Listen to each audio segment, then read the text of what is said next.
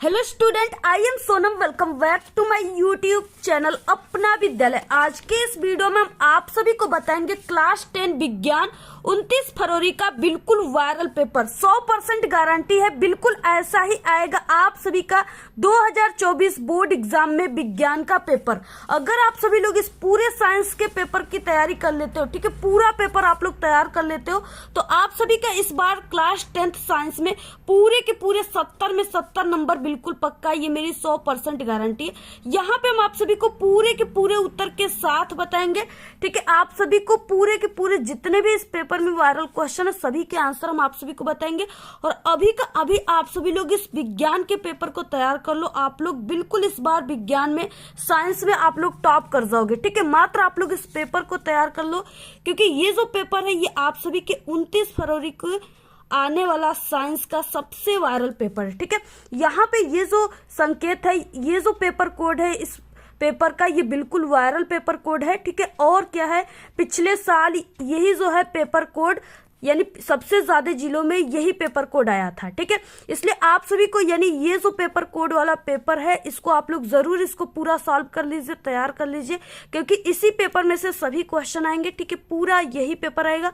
आप सभी लोग ये जो 824 EM है, ठीक है, आप लोग इस पेपर कोड को कहीं पर भी जो इंपॉर्टेंट नोट्स है आप लोग उस पे इसको नोट कर लीजिए।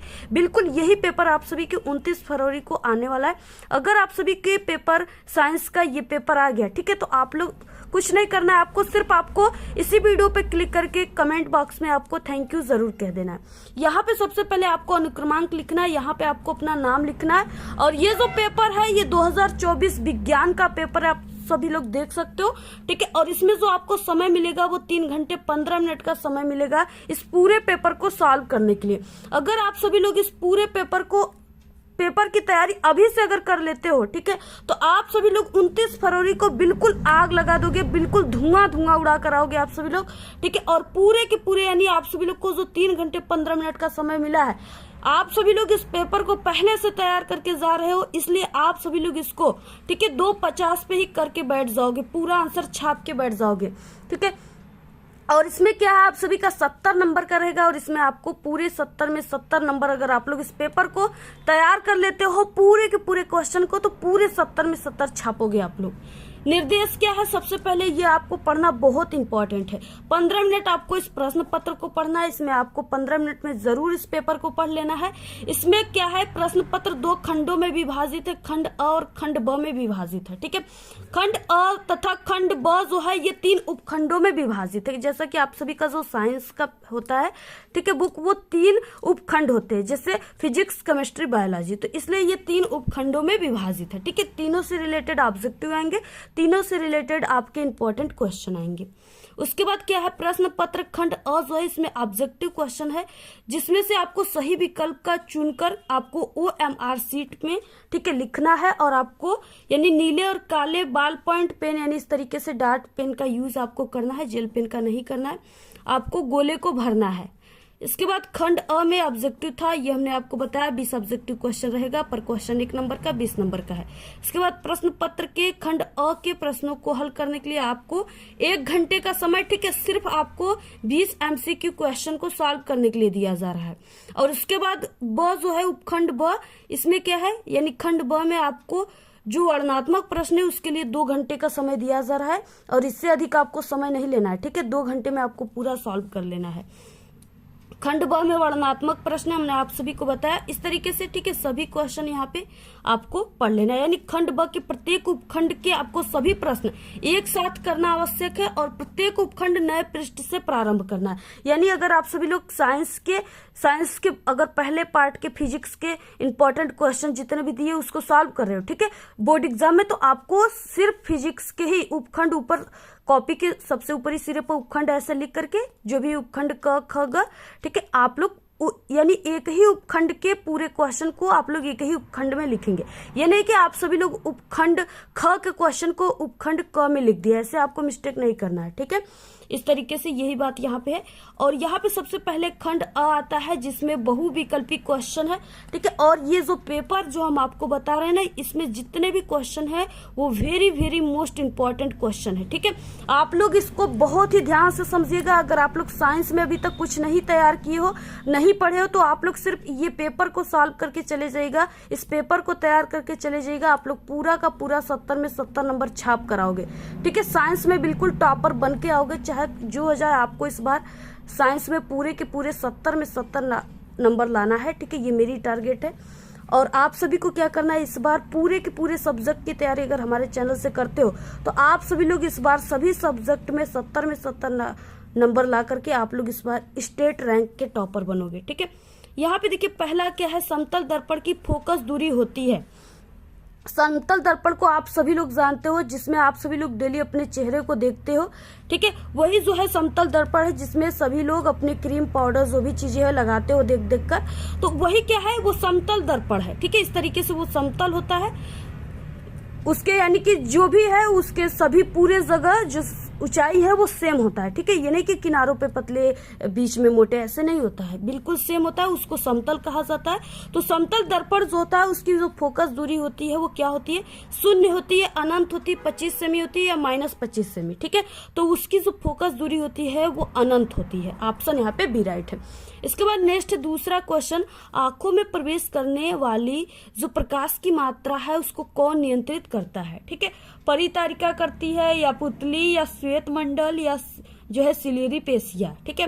तो देखिए आंखों में प्रवेश करने वाली जो प्रकाश की मात्रा होती है उसको जो है पुतली नियंत्रित करती है, ठीक है। ये आयरिस उसको सिकुड़ने का काम करता है, लेकिन इसको जो पुतली है इसको नियंत्रित करने का काम करती है।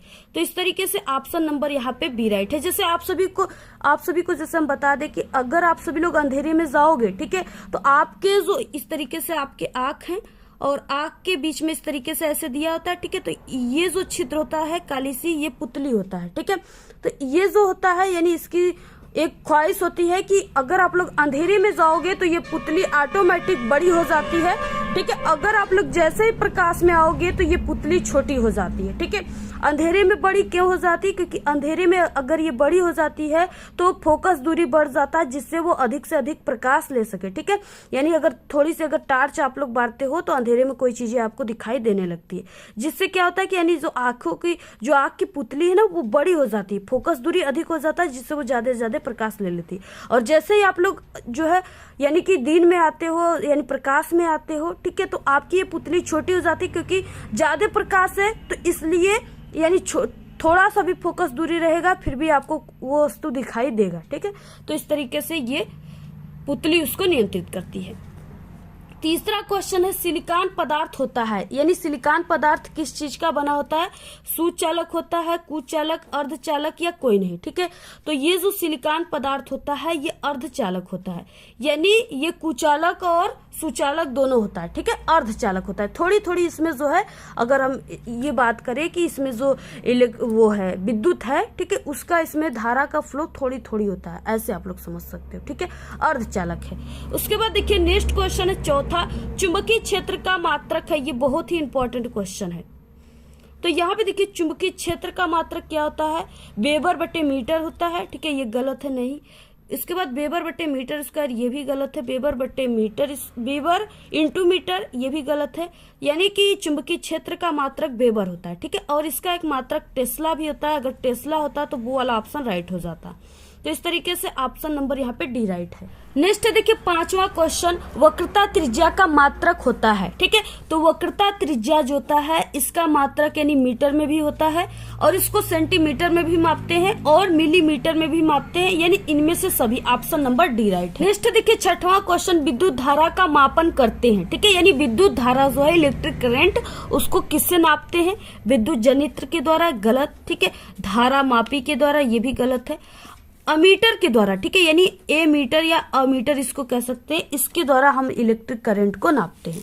ऑप्शन सी राइट है। नेक्स्ट सातवां क्वेश्चन, एक गतिमान आवेश उत्पन्न करता है। एक गतिमान आवेश जो है वो क्या क्या उत्पन्न करता है, इस तरीके से। तो यहाँ पे वो केवल चुंबकीय क्षेत्र उत्पन्न करता है, ये गलत, ठीक है। केवल विद्युत क्षेत्र, ये भी गलत है। चुंबकीय और वैद्युत क्षेत्र दोनों उत्पन्न करता है। ठीक है, ये चुंबकीय और वैद्युत क्षेत्र दोनों को उत्पन्न करता है। ऑप्शन सी राइट है। इसके बाद देखिए नेक्स्ट आ गया उपखंड ख। यहाँ से क्वेश्चन शुरू होते हैं केमिस्ट्री के। यहाँ पे 8वां क्वेश्चन है कि तप्त निकिल चूड़, यानी इस तरीके से तप्त निकिल के चूड़ की उपस्थिति में जब एसिटिलीन, यानी यहाँ पे CH ट्रिपल बॉन्ड CH, ठीक है, ये क्या है, एसिटिलीन है। एसिटिलीन तथा हाइड्रोजन यानी H2 लिख सकते हो या H+ इस तरीके से लिख सकते हो। ठीक है, हाइड्रोजन की अभिक्रिया क्या कहलाती है? तो ये अभिक्रिया जो है ये विस्थापन अभिक्रिया कहलाती है। ऑप्शन नंबर यहाँ पे क्या है, ऑप्शन ए राइट है। ठीक है, नेक्स्ट क्वेश्चन है 9, शुद्ध जल का pH मान है। देखिए शुद्ध जल की जो pH मान होती है, यानी शुद्ध जल जो होता है ये उदासीन होता है। ठीक है, ये उदासीन होता है। तो उदासीन जो भी चीजें हैं उनका pH मान 7 होता है। हम बात करें कि क्षारी, ठीक है, यानी क्षारी विलयन है कोई, तो उसका pH मान कितना होता है, तो वो 7 से अधिक होता है। ठीक है, आप सभी को ये याद कर लेना है। क्षारी विलयन का pH मान 7 से अधिक और उदासीन विलयन का मान 7। ठीक है, और अम्लीय विलयन का मान कितना होता है, अम्लीय जो विलयन है उसका मान 7 से कम होता है। ठीक है, तो ये चीजें आप सभी लोग ये तीनों पॉइंट को बिल्कुल रट लीजिएगा, याद कर लीजिएगा। आप लोग एक याद कर लो कि ये क्षारी विलयन 7 से अधिक होता है, तो अब आप लोग अम्लीय को जान जाओगे कि वो 7 से कम ही होता होगा। बाकी जो उदासीन है विलयन उसका 7 होता है। तो जल जो है वो एक प्रकार का उदासीन विलयन है, इसका जो ये pH होता है वो 7 होता है। ठीक है, ऑप्शन सी राइट है। नेक्स्ट है 10 क्वेश्चन, C2H5HSO4 को, ठीक है, यानी एथिल सल्फेट को यहाँ पे 160 डिग्री सेल्सियस से 170 डिग्री सेल्सियस ताप पर जब गर्म करते हैं तो क्या बनता है? तो यहाँ पे देखिए, जैसे हम आपको इस तरीके से यहाँ पे समझा दें, यहाँ पे क्या हो जाएगा, C2H5 यहाँ पे, ठीक है, और HSO4, इसको हम कितने ताप पर गर्म कर रहे हैं, तो इसको हम यहाँ पे गर्म करने की सिंबल इस तरीके से होती है। ठीक है, ये गर्म करने की सिंबल होता है और इसको 160 डिग्री से, यानी 160 डिग्री सेल्सियस से 170 डिग्री सेल्सियस तक हम गर्म कर रहे हैं। ठीक है, अब ये क्या बन गया, अब यहाँ पे आप सभी को देखना है कि ये हो गया C2, ठीक है, और H, ये H यहाँ पे, ठीक है, यहाँ पे H5 है, तो इसको हम इस तरीके से लिख सकते हैं H4, और यहाँ पे एक H जो है इसको ऐसे लिख सकते हैं। ठीक है, बाकी यहाँ पे जो H है उसको HSO4 ऐसे लिख सकते हैं। अब यहाँ पे देखिए हम इसको अलग कर सकते हैं और इसको हम अलग कर सकते हैं। ठीक है, ये H यहाँ पर एक H यहाँ पे 2 H हो गया, तो ये बन गया यहाँ पे H2SO4। ठीक है, ये 2 H मिलकर H2SO4 और प्लस यहाँ पे C2H4। ठीक है, ये क्या बन गया, एथिलीन बन गया। और ये जो है ये तेजाब बन गया। ठीक है, सल्फ्यूरिक अम्ल बन गया। तो इस तरीके से, यानी जब हम इसको गर्म करते हैं तो हमें क्या प्राप्त होता है, एथिलीन प्राप्त होता है। ठीक है, यहाँ पे क्या हो गया, C2H4, ऑप्शन सी राइट है। नेक्स्ट है, निम्नलिखित में से कौन प्रबल क्षार है? प्रबल क्षार पूछ रखा है, तो यहाँ पे देखिए KOH यानी पोटेशियम हाइड्रोक्साइड को प्रबल क्षार कहा जाता है, तो यहाँ पे ऑप्शन नंबर बी राइट है। नेक्स्ट 12 क्वेश्चन, सल्फर डाइऑक्साइड का जलीय विलयन होता है, तो सल्फर डाइऑक्साइड का जलीय विलयन कैसा होता है, अम्लीय होता है, क्षारीय होता है, उदासीन या उभयधर्मी? ठीक है, तो देखिए सल्फर डाइऑक्साइड एक अम्लीय है। ठीक है, तो इसलिए इसका विलयन भी अम्लीय विलयन होता है। ऑप्शन यहाँ पे ए राइट है।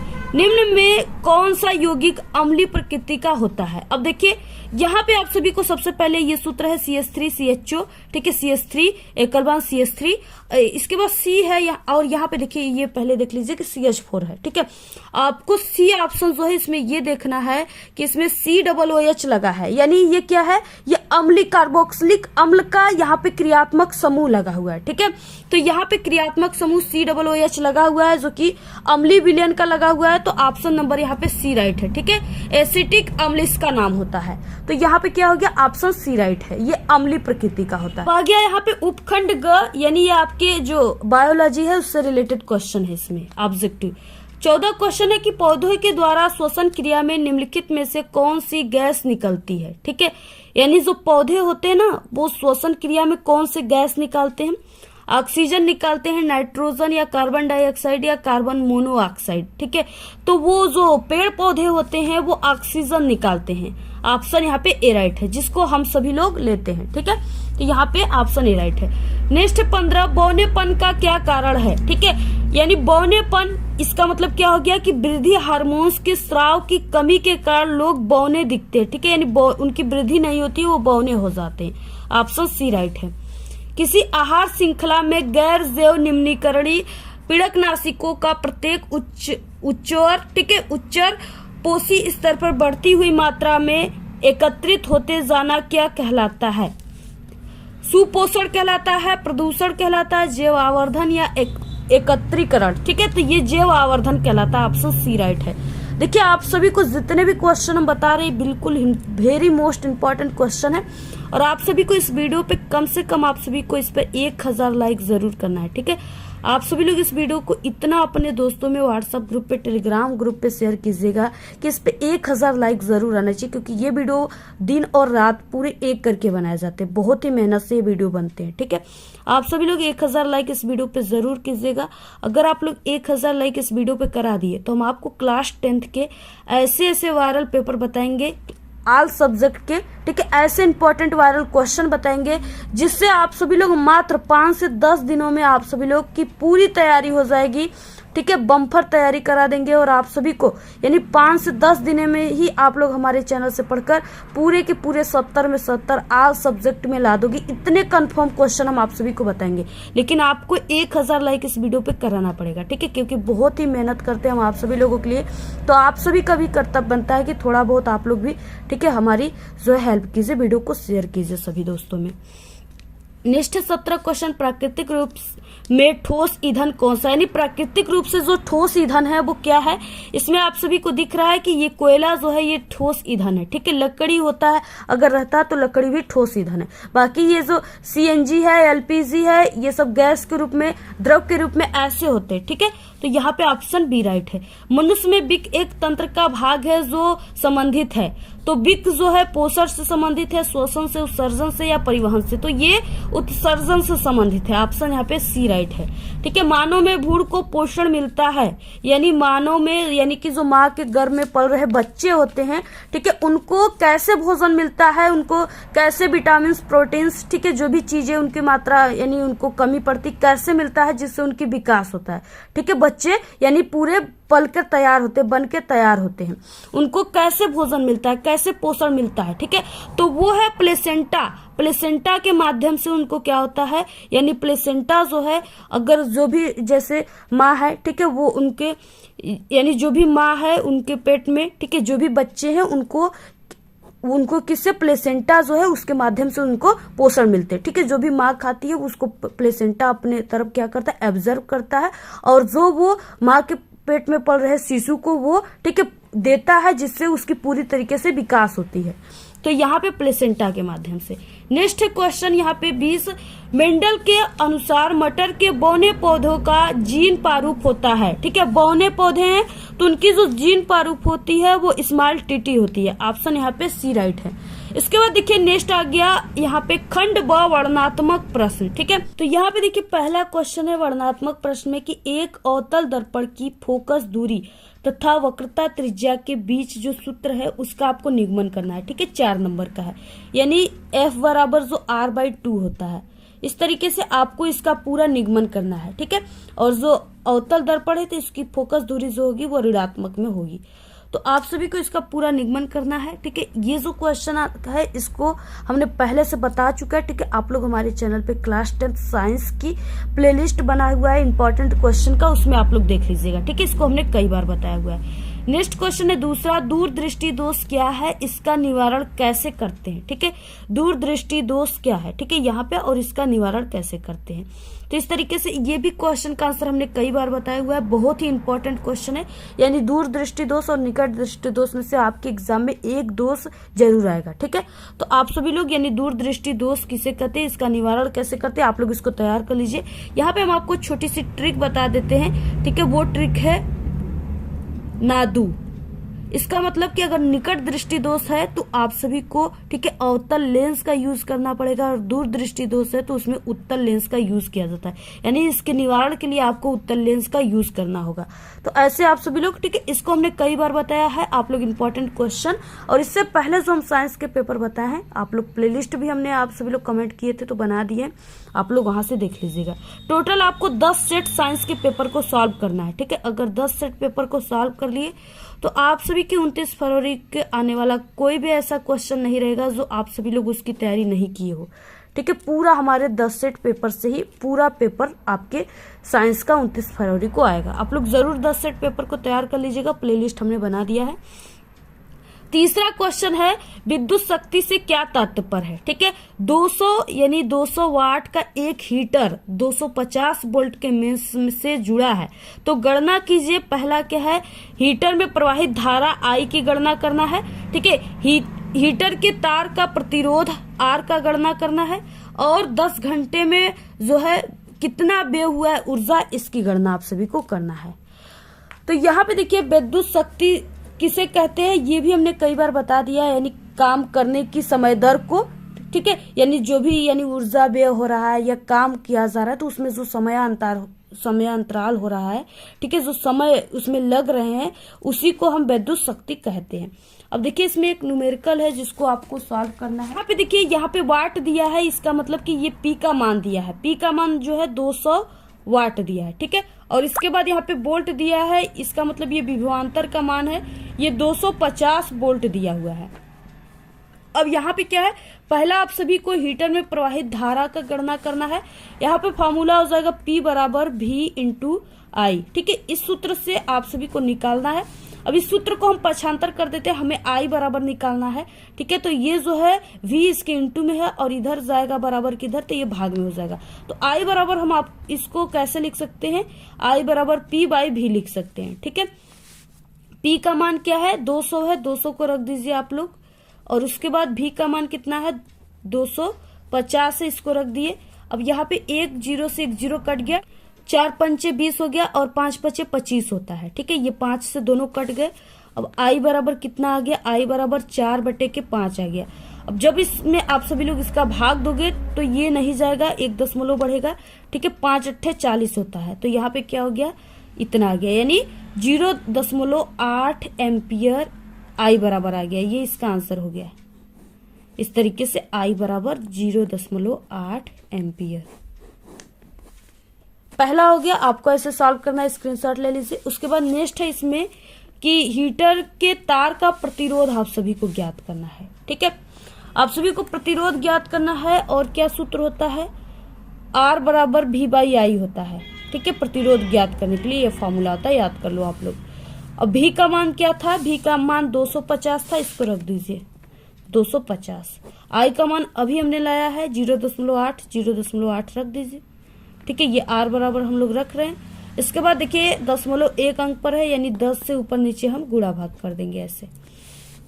अब ये कितना हो गया, R बराबर ये 2, यानी ये 2500 हो गया, बटे के यहाँ पे सिर्फ 8 हो गया, ठीक है। अब यहाँ पे क्या हो गया, अब इसका जब हम भाग देंगे, इसमें आप लोग पूरा भाग देकर देख लीजिएगा, ठीक है। ये कितने बार जाएगा, देखिए 8 तरीके 24 होता है, ठीक है। ये 25 है, तो यहाँ पे 3 हो गया, यानी इसका जो भाग जाएगा वो 3 1 2, ठीक है, 312 और 0.5 ओम आ जाएगा जब आप लोग इसका भाग दोगे। तो इस तरीके से आप लोग भाग देकर देख लीजिएगा। तो ये सेकेंड आंसर आ गया। इसके बाद थर्ड क्या है, आप लोग पूरा स्क्रीनशॉट ले लीजिए। थर्ड है यहाँ पे कि 10 घंटे में व्ययित विद्युत ऊर्जा आप सभी को निकालना है, ठीक है। तो 10 घंटे में ऊर्जा व्यय होने की जो सूत्र होता है वो कितना हो जाएगा, P बराबर W बाई T हो जाएगा, ठीक है। तो यहाँ पे जो विद्युत सामर्थ्य ना, उसी के ये फॉर्मूला, इसी फॉर्मूले से उसका डेफिनेशन होता है, बनता है। तो P बराबर W बाई T। अब यहाँ पे हमें ये W जो है यानी ऊर्जा, इसी को निकालना है, ठीक है। पक्षांतर कर देते हैं सूत्र को। यहाँ पे ये T जो है ये भाग में है, इधर जाएगा तो ये P के इंटू में हो जाएगा, गुणे में। तो यहाँ पे हम W बराबर P इंटू T लिख सकते हैं, ठीक है। W बराबर P का मान कितना है 200 है, ठीक है। तो यहाँ पे हम 200 लिख देंगे और बाकी यहाँ पे टी का मान दिया हुआ है 10 घंटे, तो यहाँ पे 10 घंटा में ही हमें लाना है, तो यहाँ पे हम 10 घंटे सिर्फ लिख देते हैं। अब इसका इसमें इंटू कर देंगे तो ये W बराबर कितना आ जाएगा, ये एक इसमें 0 ऐड हो जाएगा। ठीक है, इस तरीके से 2000 आ गया, तो ये 2000 वाट आ गया। ठीक है, अब इसको हम किलो वाट में लिखेंगे। ठीक है, ये तो वाट आया हुआ है, लेकिन अगर हम इसको किस में लिखेंगे, किलो वाट में, तो इसको हम क्या कर देंगे, यहाँ पे 2 किलो ऐसे लिखेंगे, 2 किलो वाट। ठीक है, W बराबर 2 किलो वाट, ये पूरा आंसर हो गया। आप सभी को यानी किलो में बदलने के लिए, आप सभी को किलो घंटा में बदलने के लिए क्या यूज होता है, तो आपको ये जो 2000 है ना, इसमें आपको 1000 का भाग देना होगा, तो ये किलो वाट घंटा में बदल जाएगा। ठीक है, तो इस तरीके से यहाँ पे आंसर आ गया। पूरा आंसर आप सभी लोग नोट कर लीजिए। पहला ये था, ठीक है, आप लोग पूरा स्क्रीनशॉट ले लीजिए। दूसरा यहाँ पे हमने सॉल्व किया है और तीसरा यहाँ पे है। चौथा क्वेश्चन, विद्युत परिपथ में व्यय सामर्थ्य से क्या तात्पर्य है। ठीक है, इसका मात्रक लिखिए। यदि परिपथ में भी वोल्ट विभवांतर I एम्पियर की धारा प्रवाहित हो रही है तो सामर्थ्य के लिए आप सभी को व्यंजक जो है ये प्राप्त करना है। ठीक है, 6 नंबर का क्वेश्चन है, तो इसको हमने कई बार आप सभी को बता दिया। आप लोग हमारे चैनल पे इंपॉर्टेंट क्वेश्चन में इसको देख लीजिएगा। ठीक है, वीडियो काफी लंबी हो जाएगी, इसलिए हम आप सभी को सभी आंसर नहीं बताएंगे। अथवा है, देखिए आप लोग इसको लिखिए, व्यंजक को प्राप्त कीजिए, या छोटा सा न्यूमेरिकल है, इसको आप लोग सॉल्व कर लीजिए। ये आपके लिए काफी मोस्ट इंपॉर्टेंट है। क्या है कि यदि 1.5 अपूर्णांक यानी ये n का मान दिया हुआ है, ठीक है, 1.5 वाले कांच के प्रिज्म का कोण, यानी ये प्रिज्म कोण A का मान दिया है 60 अंश, तो विचलन प्रिज्म के अल्पतम विचलन कोण का मान होगा। ठीक है, अल्पतम विचलन कोण यानी यहाँ पे डेल m बराबर क्वेश्चन मार्क पूछ रखा है।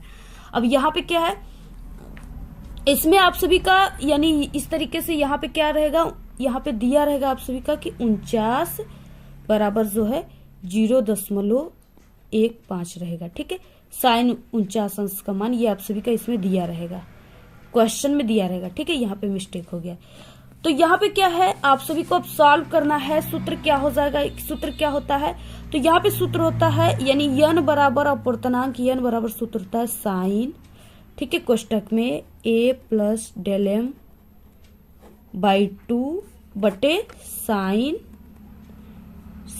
a बाई 2, ये क्या है, ये सूत्र होता है। ठीक है, यहाँ पे अपूर्णांक का सूत्र होता है। अब n का मान दिया है, a का मान दिया है। ठीक है, प्रिज्म कोण को a से दिखाते हैं। n का मान कितना दिया है, n का मान 1.5 दिया है, 1.5 बराबर साइन, ठीक है, a का मान 60 अंश प्लस डेल m बाई 2 बटे साइन a का मान यहाँ पे फिर रखेंगे 60 अंश बटे के 2, इस तरीके से हो गया। अब यहाँ पे क्या करेंगे, हम इसको इससे काट देंगे। ठीक है, तो यहाँ पे क्या हो गया, यहाँ पे साइन 30 अंश बचा। ठीक है, यहाँ पे सिर्फ साइन 30 अंश बचा, और साइन 30 अंश का मान कितना होता है, साइन, ठीक है, 30 अंश का मान होता है 1/2 होता है। अब आप लोग जब इसका इसमें पूरा दशमलव में लिखोगे तो ये 0.5 आ जाएगा। ठीक है, ये इसका इसमें नहीं जाएगा, 0 दशमलव लगेगा, फिर यहाँ पे 2 5 10, तो इसको इतना आ गया। अब यहाँ पे देखिए ये 1.5 है। ठीक है, 1.5 है। अब यहाँ पे बचा हमारा इसको, यानी पूरा हम इसको 0. यहाँ पे इस तरीके से लिख सकते हैं 0.5, इसको हम 0.5 यहाँ पे लिख सकते हैं। ठीक है, ये यहाँ पे भाग में है और ये बराबर किधर जाएगा, तो इंटू में जाएगा, यानी यहाँ पे चला आएगा 0.5। ठीक है, और बराबर ये साइन से साइन ये कट जाएगा। ठीक है, बराबर यहाँ पे 60 अंश प्लस डेल m बाई 2, इस तरीके से बचा। ठीक है, अब यहाँ पे इसका जब हम इसमें दोनों का जब गुणा कर देंगे, ठीक है, तो यहाँ पे हम जब इसका गुणा करेंगे तो यहाँ पे हमें प्राप्त हो जाएगा, यहाँ पे 0.75 प्राप्त हो जाएगा। ठीक है, और ये जो 0.75 है ये साइन, ठीक है, साइन 49 का मान होता है। ठीक है, साइन यहाँ पे 49 अंश का मान जो होता है वो 0.75 होता है, तो यहाँ पे हम लिख सकते हैं 0.75 और यहाँ पे 60 अंश प्लस डेल m बाई 2, अब देखिए यहाँ पे यानी यहाँ पे 0.75 जब इसका हम गुणा करेंगे तो यहाँ पे हमें 0.75 आएगा, और 0.75 को साइन 49 अंश का मान यहाँ पे 0.75 होता है। ठीक है, तो यहाँ पे हम 0.75 की जगह साइन 49 अंश रख देंगे, तो यहाँ पे हो जाएगा साइन 49 अंश। ठीक है, इस तरीके से हो जाएगा यहाँ पे 49 अंश, यानी आप लोग इसको 49 अंश लिख सकते हो। और यहाँ पे देखिए ये जो है ये बटे में है, बराबर के इधर जाएगा, गुणे में हो जाएगा, तो ये 2 यहाँ पे हो जाएगा। ठीक है, तो ये इसमें हो गया, तो ये हो गया 9 दूना के 18 का 8। ठीक है, 4 दूना के 8, 1 हासिल 9, यानी ये 98 हो गया। ठीक है, 98 बराबर यहाँ पे 60 अंश प्लस डेल m हो गया। ठीक है, अब यहाँ पे देखिए ये 60 अंश प्लस में है, बराबर की इधर जाएगा तो ये माइनस में हो जाएगा। ठीक है, तो यहाँ पे क्या हो जाएगा, यानी यहाँ पे 98 माइनस 60 अंश बराबर डेल m। ठीक है, अब यहाँ पे हमें डेल m बराबर क्या प्राप्त हो जाएगा, अल्पतम विचलन कोण बराबर यहाँ पे, यानी इस 98 में से हम 60 को जब माइनस करेंगे तो ये 38 अंश हमें प्राप्त होगा। तो यहाँ पे हमारा जो अल्पतम विचलन कोण का मान आ जाएगा वो 38 अंश आ जाएगा। ठीक है, पूरा आप लोग नोट कर लीजिए। जैसे यहाँ पे हमने सॉल्व किया वैसे ही आप सभी को सॉल्व करना है, और ऐसे ही क्वेश्चन आपके पेपर में जरूर आते हैं। पांचवा क्वेश्चन है, पीएच को परिभाषित कीजिए, इसका हाइड्रोजन आयन सांद्रण से क्या संबंध है। ठीक है, यहाँ पे 4 नंबर का क्वेश्चन है। इसको हमने बहुत बार बताया, कम से कम आपको बता दें कि 10 बार इस पीएच को बता चुके, क्योंकि बहुत ही इंपॉर्टेंट है। इससे पहले जो हम साइंस के पेपर बताए उसमें हम आपको पूरे आंसर के साथ पीएच का बताया समझाकर, वहां से देख लीजिएगा या इंपॉर्टेंट क्वेश्चन की वीडियो में देख लीजिएगा। 6वां क्वेश्चन है कि निम्नलिखित यौगिकों के IUPAC आप सभी को नाम लिखना है। ठीक है, यहाँ पे देखिए दिया है, जैसे इस तरीके से संरचना सूत्र दिया है, इसका आपको जो है IUPAC नाम लिखना है। यहाँ पे देखिए इसको C है और 3 H है, तो इसको हम CH3 लिख सकते हैं, और ये CO है तो यहाँ पे CO हो गया, और उसके बाद यहाँ पे हो गया, यहाँ पे C है 3 H है तो CH3 लिख सकते हैं ऐसे। ठीक है, आप सभी को हम यहाँ पे बता दें कि कार्बन की संख्या 1, 2 और 3 कार्बन की संख्या यहाँ पे है, 3 कार्बन की संख्या है, प्लस यहाँ पे कीटोन समूह लगा हुआ है। CO जो है ये कीटोन समूह है, यानी ओन समूह है। ठीक है, तो यहाँ पे क्या हो जाएगा, यानी एक कार्बन को मेथेन कहते हैं, दूसरे कार्बन को ठीक है एथेन कहते हैं, और तीसरा अगर कार्बन है तो प्रोपेन कहते हैं।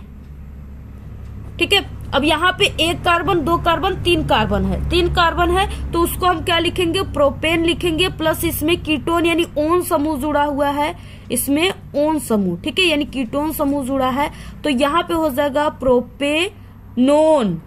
ठीक है, क्या हो जाएगा, यानी O की मात्रा इस न में लग गया, प्रोपेनोन, तो यहाँ पे इस तरीके से ठीक है प्रोपेनोन हो गया।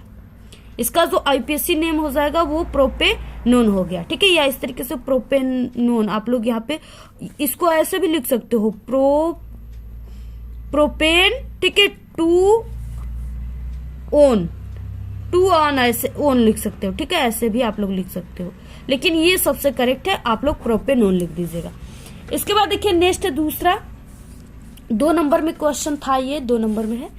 यहाँ पे देखिए क्या है, आपको इसमें कार्बन की संख्या को काउंट करना, 1 जहां से क्रियात्मक समूह नजदीक रहेगा उसी जगह से काउंट करना है। ठीक है, 1 2 3 4 5 6 कार्बन की संख्या है, तो 6 यानी पहले कार्बन को मेथेन, दूसरे को एथेन, तीसरे को प्रोपेन, चौथे को ब्यूटेन, 5वें को पेंटेन और 6वें को हेक्सेन कहते हैं। ठीक है, हेक्सेन कहते हैं। अब इसमें क्या है, OH समूह जुड़ा है, यानी एल्कोहलिक समूह जुड़ा है, ऑल समूह जुड़ा हुआ है, तो यहाँ पे हो जाएगा हेक्सेन प्लस ऑल। ठीक है, तो ये क्या हो जाएगा, हेक्सेनॉल। तो इस तरीके से ये हेक्सेनॉल हो गया। ठीक है, 6 कार्बन है। आई होप कि आपको समझ में आ गया होगा। नेक्स्ट है, कार्बन की चतुष्फलकीय प्रकृति पर टिप्पणी लिखिए। इसको हमने कई बार बताया, आप लोग चैनल पे विजिट करके देख लीजिएगा। 7वां क्वेश्चन है, निम्नलिखित पर आपको टिप्पणी लिखना है। पहला है योगात्मक तथा प्रतिस्थापन अभिक्रिया। ठीक है, दूसरा है मिशेल, और तीसरा है यहाँ पे उदासीनीकरण। ठीक है, उदासीनीकरण जो वेरी इंपॉर्टेंट है, ये आप लोग पूरा तैयार कर लीजिएगा। इसको हमने कई बार बताया, आप लोग तैयार कर लेना। अथवा है, देखिए आप लोग इसको कीजिए, ये 6 नंबर का क्वेश्चन है। ये अथवा जो दिया है आप लोग इसको सॉल्व कीजिए। ब्लीचिंग पाउडर का निर्माण कैसे किया जाता है और क्या होता है जब ब्लीचिंग पाउडर को लंबे समय तक वायु में खुला छोड़ दिया जाता है तो ब्लीचिंग पाउडर के ठीक है क्या होता है और ब्लीचिंग पाउडर के 4 आप सभी को उपयोग लिखना है। यानी यहाँ पे CaOCl2 ये ब्लीचिंग पाउडर का सूत्र होता है, ठीक है, कैल्शियम ऑक्सीक्लोराइड। और इसको जब हम ब्लीचिंग पाउडर को लंबे समय तक जो है वायु में खुला छोड़ देते हैं, ठीक है, तो ये क्या हो जाता है, ये विरंजक हो जाता है, ठीक है, यानी इसकी रंग बदल जाती है।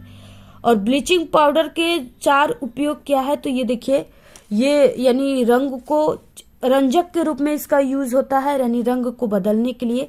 और बाकी ब्लीचिंग पाउडर का यूज पानी को कीटनाशक जो होते हैं ना, पानी कुआं का पानी, उसमें उसको साफ करने के लिए भी ब्लीचिंग पाउडर का उपयोग किया जाता है, ठीक है। इस तरीके से यानी कई इसके उपयोग है, इसको हमने कई बार बताया है, आप लोग जाकर के चैनल में पर देख लीजिएगा। इंपॉर्टेंट क्वेश्चन ये आप लोग 10 सेट जो साइंस के पेपर इससे पहले हमने, ठीक है, पूरा 10 सेट पेपर हम आप सभी को कराएंगे। इससे पहले हमने आपको 6 से 7 साइंस के पेपर सेट सॉल्व करा दिए, उसमें आप लोग देख लीजिएगा। 6 नंबर के क्वेश्चन है। 8वां क्वेश्चन है ऑक्सी तथा अनाक्सी शोषण में विभेद कीजिए, ठीक है। 4 नंबर का विभेद का मतलब होता है अंतर।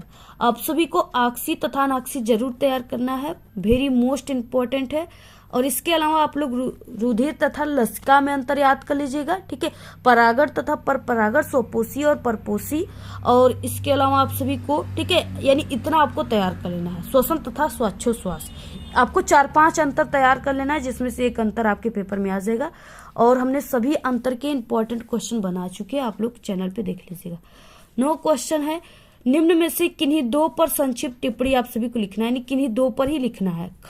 पहला है खंडन, दूसरा है पुनरुद्भवन, ठीक है, और चौथा है यहाँ पे मुकुलन, ठीक है, बॉन्डिंग। तो यहाँ पे ये 4 नंबर का क्वेश्चन है, किसी 2 के बारे में ही आप सभी को टिप्पणी लिखना है।